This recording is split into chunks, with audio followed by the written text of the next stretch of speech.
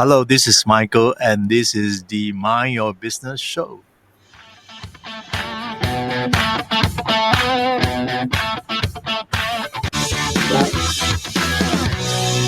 Because I think even recently, I was planning my trip to Australia. So I went to ChatGPT and typed in, okay, give me an itinerary. And then it comes out with how many days you want. Yeah. But then I still took the information and then I go and do my own research. Yeah. Okay, where do I Yeah. stay? It's What a do good I starting like? point. Yeah. So Yeah. it's just mainly a guide rather Yeah, than a guide and a tool is fine. yeah. But if you're going to write answer for a consulting assignment, it better be good. Yeah. Better be better than ChatGPT. Because these guys would know that there's cheaper ways of doing it. Yeah. Exactly. And if they go through ChatGPT and say, wow, Michael is way better, right? Yeah. It's worth paying Michael. Yeah. So moving on to the next part of life, Yeah. right, which is the How, acting. how'd you right? get into that? One day out of the blue, I got a message online, and this person said that she saw my photograph on Facebook. I was not an actor, Okay. and asked whether I was interested to act for her short film. Okay. Was it a friend? No, Oh, random. right. Yeah. Out of curiosity, I said yes. And when I went to the audition and subsequently the rehearsal, she was very generous with her compliments about my acting ability. Okay. Not knowing any better, I believe her. If she had said, Michael, give up and die, forget it. You're that bad, give up and die. I wouldn't fault her at all. I would believe her too. Therein lies the importance of telling an honest truth to somebody whom you sincerely feel is good at something. Right. Sometimes we don't. We just, oh yeah, he's good, but we don't tell. Right. I think it's important to tell because this honest truth has taken me to over 400 productions, 14 years, and multiple films gone viral, multiple acting awards, multiple awards for best film as a producer and director, Amazing. multiple walk on red carpets, been on international film festivals, based on this person's belief in my ability. Right. Whoever you are, you've done a wonderful So job. today in class, I told my students that welcome to this class. You are all very young and full of potential waiting to explode. Yep. And for those of you that do not have English as your first language, don't worry. I'll let you out a secret. Your English is better than you think. You just have to do it. Now I'm returning the goodness the that goodness. Sometimes you just need someone to give you a little push at the start and a little bit of faith, and then give the confidence to How do you start keep at exploring it. that industry though? Yeah. Like, with zero network, just a random. Okay, I acted in Singapore Poly when I was a student, but that was staged. Right. Quite different. Because I was a member of the Welfare Services Club, and every weekend we go to the welfare homes to do things for them, Right. for the old folks to talk to them, shave them, feed them, get them to do exercises. For the special kids, we teach them simple mathematics so that they can go out, get some menial jobs and get paid and not get cheated by the boss. Yeah. For the problematic kids, we just get them to focus on studying well and pass exams. So usually after that, we will have some gaps of time. We'll pull out the guitar, sing and dance. We dance bamboo dance and all kinds of dances. Then we'll do sketches to entertain them. So those sketches sometimes can get bigger and bigger, especially during freshman orientation period, where we will put up sobbing stories to attract freshmen to join us as volunteers. Okay. So that fear of stage fear, everything all gone now. Who cares, right? You just do it. Right. Then when I went for that rehearsal, I suppose that's why she said that I had potential. And there was a girl who once upon a time asked me shortly after I got into acting. She's not a very bright girl, so I was not very nice. I was quite mocking. And she asked me, Michael, do you think you have a hidden talent? And I said, yeah. I don't have a hidden talent. That's why it's hidden. And that's what I meant is there something which other people struggling? And when you do it, you're surprised it's not so difficult. I said, yes, then in that case, it's acting. Right. Is strange familiar. Okay. So at that point, you let go of the information security thing completely? No, I No, still still do in doing parallel. freelance, Less. Yeah. Okay. And also the industry has gone to cheap, young and willing. I've got less work. And luckily this acting thing supplemented that loss of income. Yeah. Right. And then you started a production house. No, I was an actor for a long time. Okay. Mm-hmm. Yeah. What kind of things? These are like what, short films, stage plays, musicals? The whole lot. Yeah. I avoided stage because stage pays very badly. So I was doing short films, feature films, which is movie length films, TV programs, commercials, corporate videos, voiceovers. All of it was in Singapore. Mostly in Singapore. I've done some in Indonesia, Malaysia, and China. Okay. And but all of these were like headhunted, right? Because you have not been in the industry before. Yeah, in the beginning, when you're new and you produce good work, you are the hot property because you're new, right? And then over time, they cannot overexpose you, right? People will already seen you too many times. They don't want to watch your stuff. Right. So when you're new, you're hot property. And everybody experienced that. But maybe they experienced a bit less than I had. I was very lucky to get a lot of gigs, yeah. Wow. I'm so amazed. Like, it's such a huge world, I right? was shocked. That was not the biggest shock, is that within the year, I won the Best Actor Award, and the film Hentak Kaki won Best Film in the International Film Festival. Wow. And it went viral, so I get recognized within the industry circle. Yeah. Right. Like, most of the crew would know me, and most guys in Singapore who have done national service who have watched Hendak Kaki and knew me. Suddenly, it's surreal actually. You are like nobody, and then you get recognized. And I thought it was beginner's luck. But 2 years later, Best Film, Best Actor went viral, and this time that short film that went viral was Gift, and it has, I think by now, at least 30 million views. And I was not only recognized by Singaporeans now, because Singapore obviously has much less than 30 million people. And I get recognized in Clarke Quay by Japanese tourists. Right. In the trains, I got a whole class of Indonesian students recognizing me. The teachers will take just a few minutes. I want to talk to you, and then took photographs and all that. Right.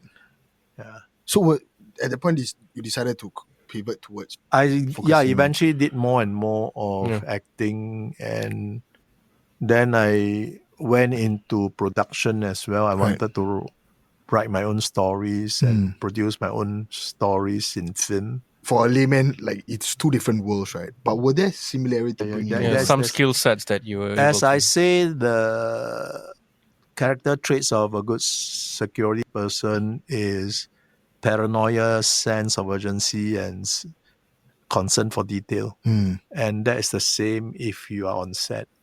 Scenario planning in security situations is almost one-to-one correspondence to scenes in a script. So there's some commonality. Wow. Yeah. Did you know that? No. But I think acting is harder because the camera is on you and you are the product. Where you are the product, the camera is on you. In programming, maybe last night you had a drink and then you have a hangover. The first half of the morning you can skive away, right? Yeah. No acting, you don't do that. The camera is on you. You can see every muscle contraction and twitch you have. If you can't deliver, that may be your last job. Do you have regrets that you did not start younger? That's what my children ask me. I mean, if I started younger, I wouldn't have gone to Europe and become an information security specialist and done other crazy things. Yeah. It's a beautiful story, right? Like the whole journey. I can't be doing the hero and the lover boy in a romance story, right? If you start later. Yeah. Right? That's the only difference. Yeah. And I guess it would have been, this journey is easier, right? From information security specialist to doing acting and passion. Versus if you were an actor to eventually, eventually go into information security and have that amount of experience of seeing the world and traveling, right? In that sense, the reason why I can get into character, I think, is because I have seen the world a lot more. And the other thing is that I have meditated regularly since Okay. So meditation is emptying out your brain, your mind. And if your mind is emptied, then the new demons and characters can go in. Like the usefulness of a cup is in his emptiness, right? Yeah. Yeah, if the cup is full, you can't add some more. Right. So there's some guys, some bad actors, they're full of themselves. So you act as a good father is still this way, a bad father this way, a gambling father. There's no creativity. Yeah, you of course you will retain a bit of yourself. Otherwise, it's just scary, right? Yeah. Otherwise, you'll be like demonic possession. Yeah. So you keep a bit about yourself, but then when you act as a beggar, for example, you're surprisingly different, right? Yeah. So then what brought you to eventually moving to teaching? I always like to teach. Okay. I think I am a natural teacher. Okay. And I have now the Newcastle, the last batch, 2 of my students, they attend both tutorials. Right. So after the lecture, they're split into 2 groups, A and B, right? Okay. You only need to enter A or B. Yeah.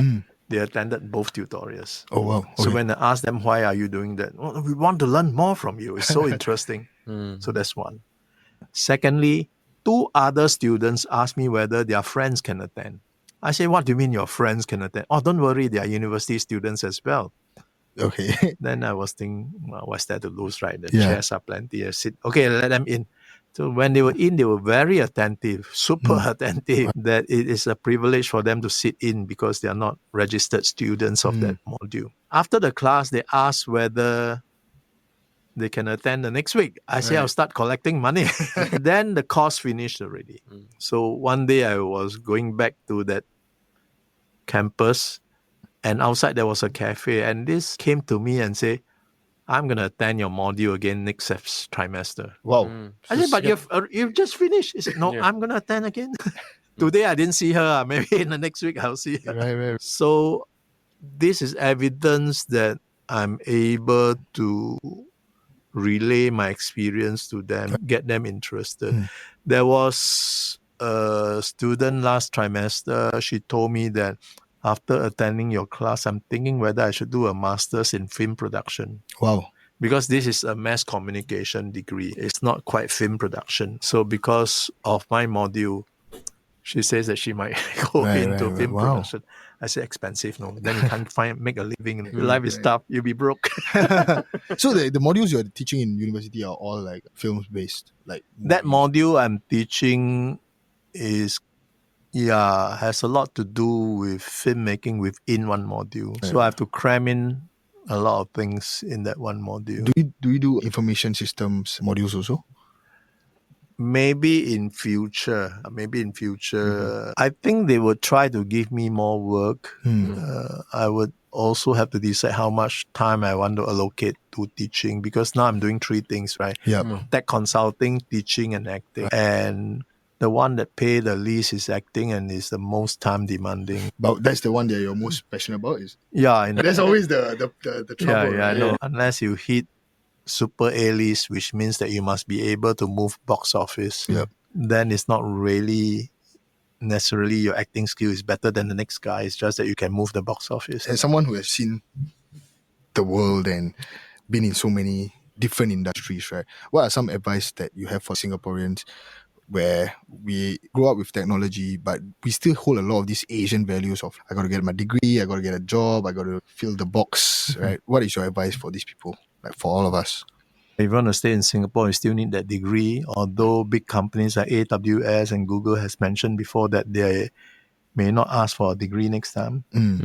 They'll ask for skills. So the employability of a person may not be measured by what degree they hold, but rather than the skills, which could be just certificates of practice that you learn from the open market. How about for entrepreneurship wise? If you want to, I don't know whether I should say that. If you want to pay a lot of money to study entrepreneurship, right? Why don't you use that money and start a business and lose them all? You still learn more, right? And you may not lose them all. It's quite unlikely you lose them all. It's quite unlikely unless you are really careless. You might end up poorer than you started, but you still have money. and a wealth of experience, real hands-on. When you attend an entrepreneurial course, are the teachers entrepreneurs themselves? I would Right. hope so, right? No, you don't. Is it not? I don't know. I'm not sure. I haven't attended an entrepreneurial course. Right. You've always heard the saying, right? People who can, they do. People who can't, they teach, so, right? Mm-hmm. in fact, even for filmmaking, it's not cheap. So with the money, suppose the cost is $150,000 for a filmmaking degree. Or say for 2 years or something. Let's assume 2 years. So you divide 150 by 2 years, right? You have a couple of thousands to make a short film every month. Yeah. I think you will learn more, right? Yeah. I think so. Right. So You can't get a certificate. You cannot get an alumni connection and all that. But you get the hands-on. Very hands-on. Very I hands-on. think that's the biggest fear for Singaporeans is that I would rather have the degree than the experience because that will change. That will change very fast. Yeah, once the big tech, big companies start changing, and I think our government is also quite nimble, relatively nimble compared to many countries. Yep. Right. That might change. So how? Because from what I've heard of your story, right, like you have always stayed ahead of the curve, right? How do you stay ahead of the curve? I am lucky to be always doing what I love. Sometimes I win money, sometimes I lose money. Right. And after some time, you don't care whether you win money or lose money, as long as you feel good, right? Yeah. And feel good, you have to be distinctive from just feeling egoistic about it. That's different. I'm not talking about that. So sometimes I wake up in the morning and there's a thought in my mind. First thought never fails me. The first thought could be go into teaching. And you go into teaching, and it just explodes. Really? Yeah. Wow. That is, it can be like that. It can be something, avoid this guy, right? And then you realize this guy has been scheming against you for a long time. So you're someone who really trusts your gut instincts to 100%. I think we all have that. We get muffled away by other distractions. Society, yeah. So you're someone that has always protected your gut instincts. Yeah, so I think if you go there, you are ahead of the curve because not many people dare to do that. Yeah, fair. Following your gut. And these days is in terms of knowledge, is very easy. Yep. The YouTube has so much information, TikTok. Yeah, so much information out there. Yeah. You can get free books, PDF books, plenty. Speaking of books, is there any books that you recommend for? Or any podcast channel or let's say a mentor on YouTube? No. Books wise, is there any books that you recommend for people to? There are a lot of books that claim to teach you to earn a lot of money without really trying. So I wouldn't recommend any of those books. I think read any books that enrich your mind. I read the book called Future Shock by Alvin Toffler, the futurist. Okay. And then thereafter, I read The Third Wave, also written by him. Okay. And then the third book, Power Shift, written by him. Now, Future Shock was published in 1973, and I read it soon after. Okay. And that aged the idea of traveling and seeing the world, because in the book, the author says that he works in factories in Europe to understand the true society instead of just visiting castles and churches like most American tourists did. Yeah. So that actually formed my idea of going around the world to travel and work. And I did that. Yeah. Yeah, once I'm decided I'll do it. At that time, I didn't know I would make money, right? I did make a lot of money in the end, but I didn't know I would make money. Yep. The whole idea behind it was just really seeing the world and at that time, yeah. And once you believe it and keep going, you end up with something. Yep. And you won't be superficial because if you are substantial, the results will be substantial. Yep. I think even for like our peers, like we see a lot of them, like travel is common now. Like people travel 3-4 times a year. But like you don't really know people who travel for work. To get out there for the next 10 years and say, I'm going to... We travel for holidays. We're not going out there for the experience. And it's very different when it comes to like expanding your mind, where it's traveling for... I don't travel anymore now. Right. I had enough. And touristy, leisurely travel to me is superficial. If I have to travel, I will do extensive studies of that country, learn to speak that language. Wow. then I would travel and probably in my backpack. Right. I find people, they spend money and then they come back poorer and more tired. I must have. The more tired part hits. Yeah. And these days, you can learn a lot from YouTube. Mm. It's not the same, I know, but you can close the gap between not having been to the country and still knowing a lot. You can Yep. close the gap. Yeah. Yeah, That's fair. That's fair. Yeah. So the first book was Future Shock. yeah. I would recommend people reading that. Mhm. And any book that is written by Buckminster Fuller. Okay. So these are very substantial books. These are not written by trendy authors. Yeah. Okay. They're heavy books. They're not so easily digestible. Yeah. And even nowadays on YouTube, for example, or even on Spotify, you might actually get a shortened down version of all these. Yeah. Summary. Sometimes even the authors are doing it just to make short form content. Not those books I mentioned. Yeah. In fact, Buckminster Fuller is very concerned about readers misunderstanding What's it his about? work. Is, how do you say, he called himself a comprehensive architect designer or something like that. Yeah. Okay. So he looks at the world in very generic sciences. So there are generalized systems in the world. For instance, he mentioned about school subjects dividing science into biology, physics, and chemistry. And the reason is because the equipment we have at that time is unable to look into the minute details of each, and we think they are separate. Mm. But the underlying thing is still molecules and atoms and all that. Yeah. Mm-hmm. Yeah. So sometimes we don't have the instruments to measure. Then we say, okay, this one behave with different rules. Mm. Biology, different rules. Physics, different rules. And as technology evolves and the instruments evolve, there'll be convergence. Yes. Maybe the understanding of the sciences in maybe about 50 years from now, the students, they'll be learning it in maybe a completely different way than... Only a few will be learning. The rest will be pressing ChatGPT. Yeah, for sure. Yeah. Only a few will be learning, and those few will be super intelligent. Yeah, I think that is the biggest fear, right? That the traditional sense of what learning means is going to completely change. All right. ChatGPT, I think it's a scary. Yeah. Okay, Michael. In case someone wants to reach out to you, for example, your tech consultancy, freelance advice, or if someone wants to actually reach out to you regarding their latest film production or just mentorship in general for, let's say, their startup, what is the best platform for them to reach out to you? Just email me. Yeah. And would you like to share your email? My email is quite weird. I spell it out for you. JUPILIER@yahoo.com. JUPILIER. Yeah, Jupiler. Jupiler at yahoo.com. Yahoo.com. Okay. Jupiler is actually a misspelled name of a Belgian beer. Okay. Yeah, I've been using that for a long time. Fantastic. Yes, guys, that will reach me. if you enjoyed this series of episodes and you'd like to learn more, or just reach out to Michael to show his thanks for being on the show, or reach out for any consultancy work or any his movies production. also. Yeah, check out his Ojakaki, movies as right? well. Where can the they find original out? A Boys to Men. Actually, if you just Google Michael H. Chua, Michael H. Chua and Google. and be the most famous Michael H. And of course, he's also teaching at the University of Newcastle. So if you're looking for a degree, or if you're one of his students listening in, maybe you've learned something more about your lecturer today that he didn't share in class. Yeah. Thank you so much for your time. It's been a pleasure hearing your journey.